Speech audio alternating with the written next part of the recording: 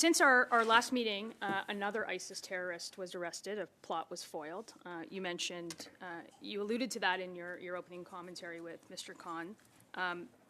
You previously told Canadians that there was criminal background checks for temporary residents. There's actually no requirement for a police certificate. So I'm going to go back to that because you were very unclear.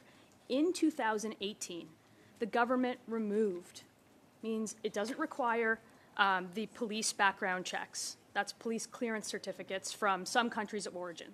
In the case that we're talking about, Pakistan is included in that, and it turns out that the student that your incompetent predecessor gave a visa to is part of that.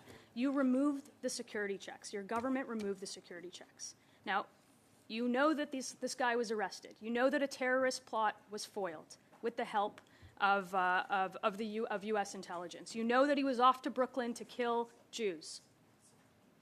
Have you removed or have you reinstated that requirement for security checks that you previously told Canadians that were in place?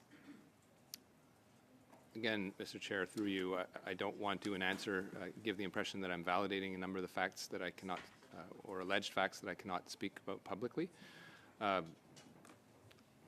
I think my question to you, MP Lanceman, is should we assume that were police certificates to have been attained, we would have apprehended this individual? We are confident in the way our biometric system works, in the progressive screening that operates in our country.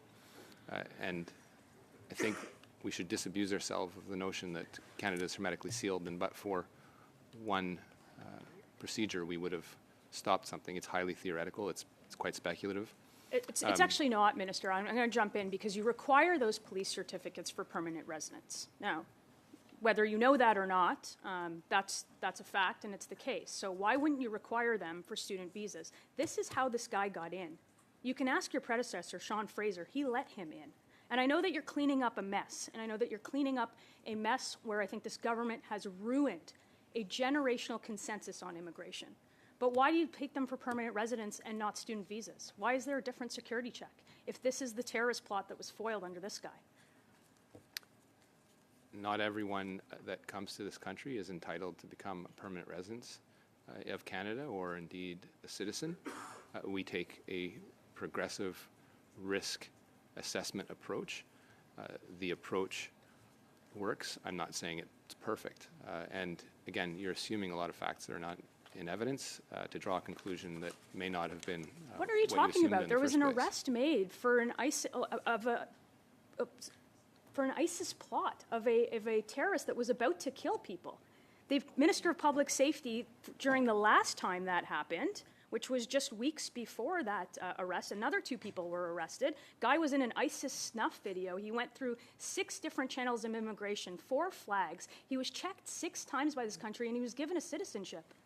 Like, what on earth are you talking about? This is 2 terrorists. How can you assure Canadians that there are no more if you don't understand your own department? Again, let me repeat, and I cannot deviate because, as you'll well appreciate, there is a criminal case. You talked about it in your opening statement. I'm asking you a question. Lanceman. Well, you've introduced to this committee a number of alleged facts that I cannot speak to, and I It's don't a want fact. to You lied about it on necessarily- TV. Again, Ms. I think, Lanceman. Mr. Chair. Ms. Lanceman, this language is unparliamentary. I would ask you to I apologize. will retract that. You misled Canadians about it on TV.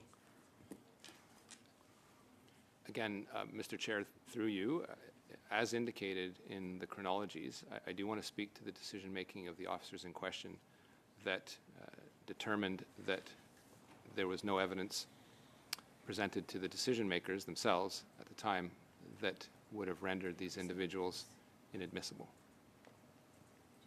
So you're missing evidence. You don't require that evidence. Isn't the last thing or the least you can do is require that evidence, given that a terrorist plot was foiled? There has been 2 in the last month and a half. There has been 1 since Minister LeBlanc sat there and said the system is working as it should. Clearly, there's something wrong, and we have to make sure that you can assure Canadians that this won't happen again, and you've remedied nothing.